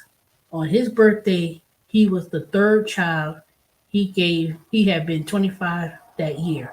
Those were those numbers. Man, you're crazy. In disbelief, Mrs. Holmes asked why she didn't tell her this before, to which her mother answered, I wanted her daughter and grandchildren to have a better life.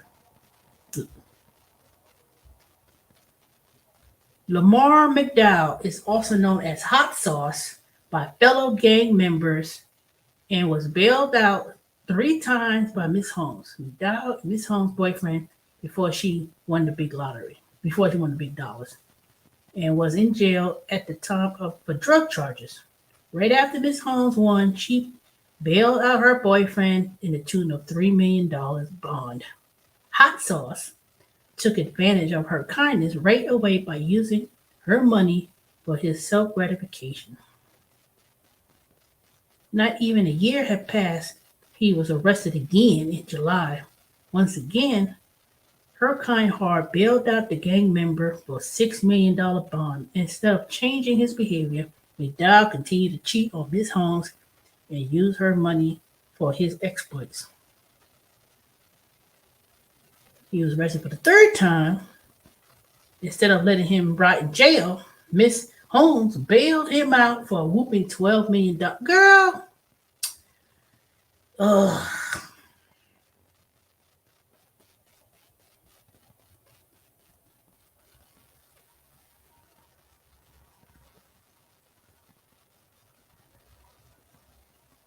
Oh man.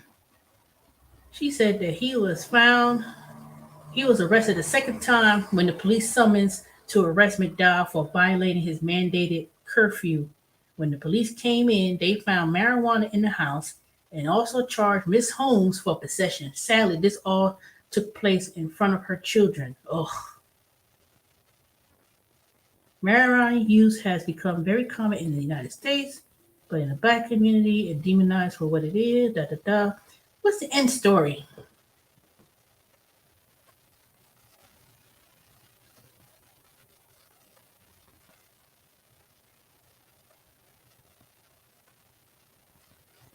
Man, hmm.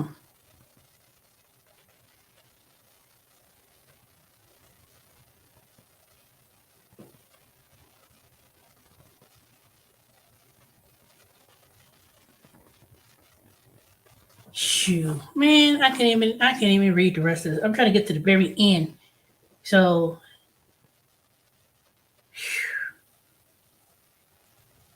I don't understand it.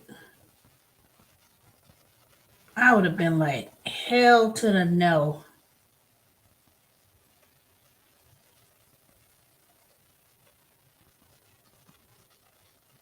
Man, Georgia is one of those states. You gotta your name be published. Man, I would have been. Do I have to? I said, do it have to be the real name? Can it be a can it be a fictional name? And if they say, sure, you could do that, I'll have a fictional name.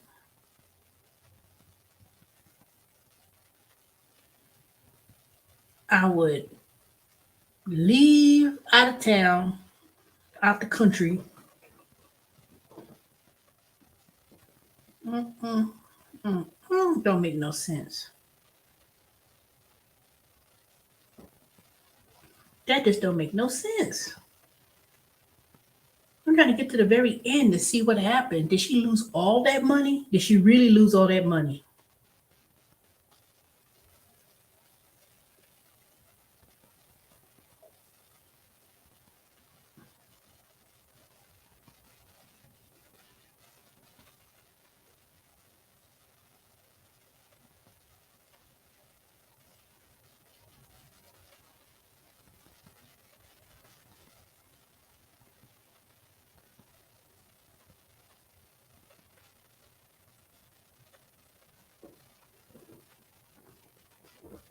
He was like, man,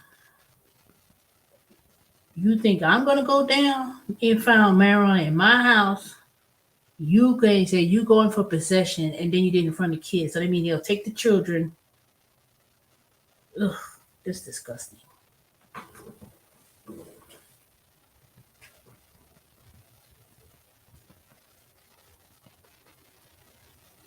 That nigga would have been cut to the curb. He would have been gone.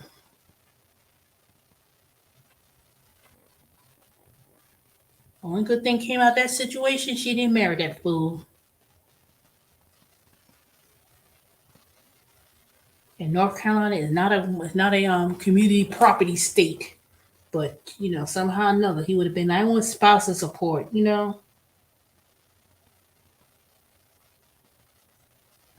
I should get half.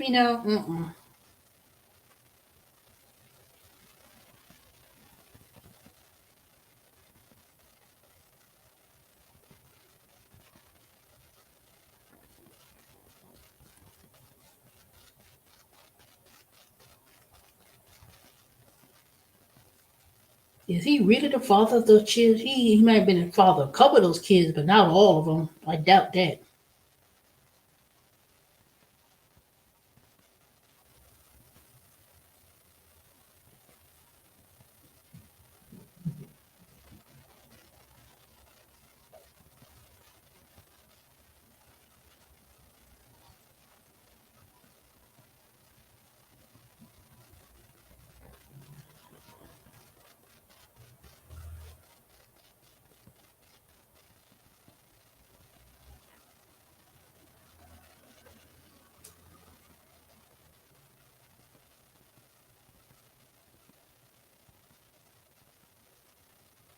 Dang, she ended up did giving 10% of the money to the church.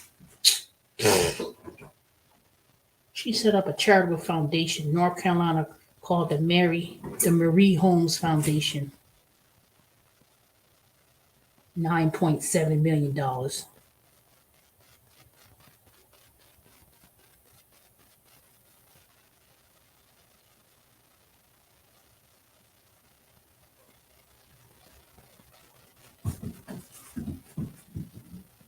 You know, a lot of those charitable donations that people be giving, they say, "Oh, I'm giving a foundation. It'll help with children." Da da da da. If they really paying the salaries of the people who work there, administration fees and stuff like that. It's not like it. Yeah, you pay the people who run the nonprofit organization, but a lot of that cost is really the salaries and the fees and stuff like that, and the things they may buy. They don't really spend a lot of. They don't spend a lot of the money on the direct things that like if you're doing for charity for children. They'll say okay, because there's a lot of sponsors that pays. Okay, Charlie's back to normal, y'all. I knew, he's back to running around. And I was like, okay, you ain't back in. So it's like they pay salaries, the administrative things, rent for the building and stuff like that. And then when you really break down the actual stuff that's paying that's related to the directly to the kids, it may be, like clothes and foods and stuff, but a lot of those stuff is donated from other organizations. You know, people get they get this, okay, oh, Walmart, we're going to sponsor on this foundation. We'll give the clothes. I'm not saying it ain't a good thing to give, but you have to understand what cost of the money that you setting up. A lot of times that money don't, all your money don't cover directly to the people that it needs to be paid to. It pays for payroll and just things of that nature. So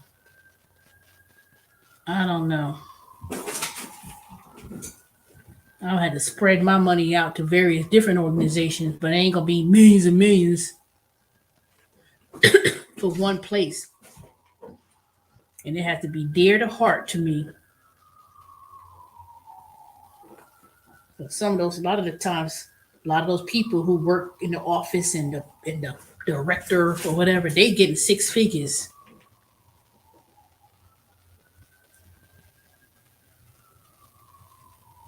That is crazy. Yeah, y'all just listening? Y'all must be sleeping. Harry Reid, Nevada politics has died. Desmond Tutu died too yesterday.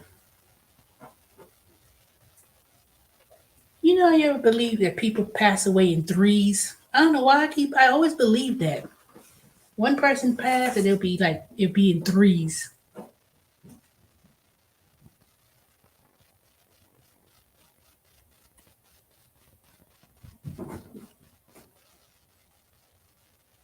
At the end of the year they always show the people who has passed away. It'll be pretty interesting to hear the list of people, to see the list of people who's passed.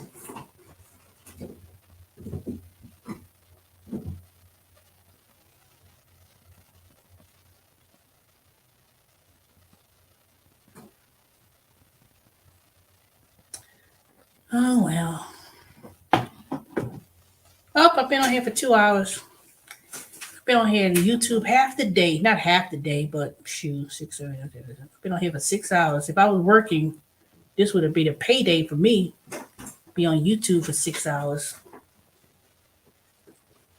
To not get any, to not even be monetized. So I'm doing this for free for now.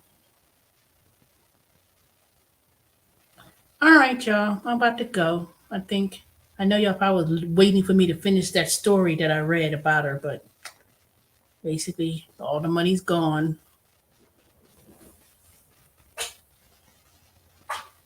I don't know if she, has a little bit of that money left. Maybe hopefully she put that money away for her kids and put that money in a trust and put that money away in a bank account and earning interest. And she's still getting at least 6 figures. But they did say all that money was gone. Oh my God. I would have been to that charity organization. I said, I want my money back. Y'all need to give me at least $2 million of that money back.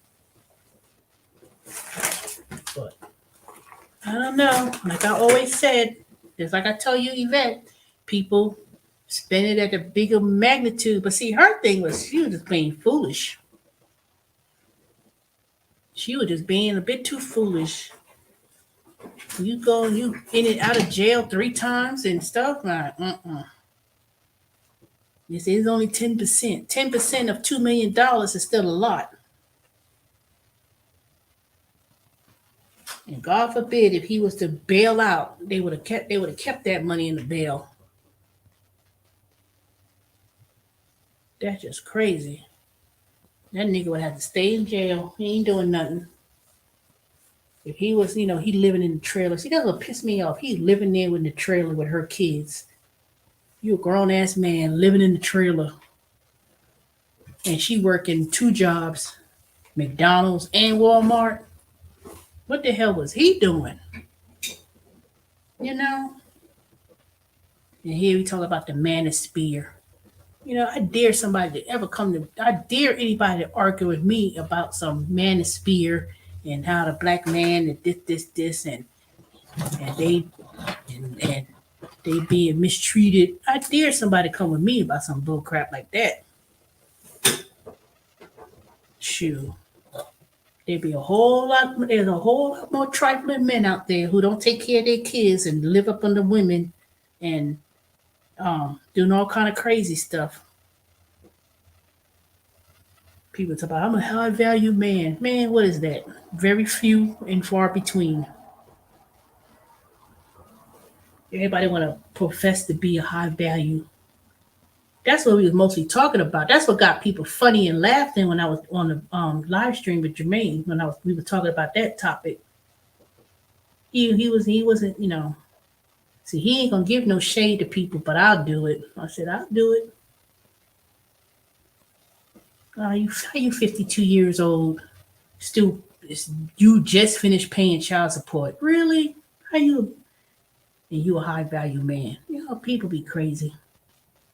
You people on this that do manosphere thing. I said, shoot, O'Shea Jackson, he ain't no high value man. His little frumpy looking self. He don't hardly show his picture, but I'm gonna need to go and see what his girlfriend looked like. He said, "This is my girlfriend." I'm like, See, Jermaine wasn't trying to say nothing about her because he was, they just look good for each other. You see how he did that real quick. They were just good for each other. I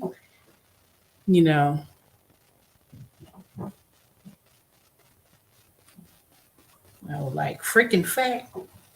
He talk about this is, talk about he got a girlfriend. I was like, what? I'm real suspect about O'Shea Jackson. Talk about he a high value man. High value man don't mean just because you got Versace robe on. You know, that other one was talking about Anton, whatever. I said, man, he looked like a big bear with that Versace robe. You know, looking all stupid. I'm like, who the hell? You want to put that robe on for bed, not be one be on YouTube channel talking about with the Versace robe. That is nothing to brag about. Trust me. You know, people got it mixed up. They think because you think you got all these stuff, Rolex watch, and I got this electric car, and I got all these. Look at all my sneakers on the wall. You know, I said, man, bye. That is not that does not make you high class. That does not make it. Cause you ever realize people who really got money, like people who got money, they don't flash their stuff. They do not flash. They do not wear their wealth on them, and then talk about they rich. Nope. And that's not being a hater too, because I know some people be like, "You just being a hater." No, I'm not. Stop trying to floss and try to flaunt on people on YouTube, because you don't know what they be. You don't know what they be doing behind doors. You don't know what they be doing behind doors. They'll make a YouTube channel and they say, see, they pry on people who ain't got nothing. They ain't got nothing. They ain't about nothing. And then people be like, "Ooh, let me see what they doing. Let me do it too." Just like this gig work, just like these gig apps. People follow people because they want to see, are you really making money? That's what they want to see. That's what they want to see. You know? Well, anyways, 7 of y'all still hanging in there. Hopefully y'all give me a thumbs up. Please comment. No, not comment, because the comments are held for review. Well, just subscribe. I would appreciate it. And I guess I'll talk to y'all tomorrow. All right. Bye, Brooklyn, Trolls, Yvette, Blue True, Vicky S.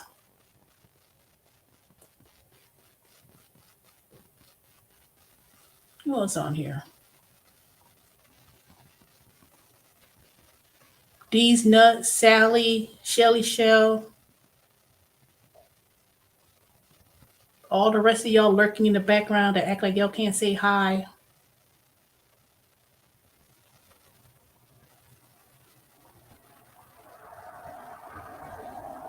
I guess that's all the people you see. Yep. Well, anyway, I'll talk to y'all tomorrow. Y'all have a good night.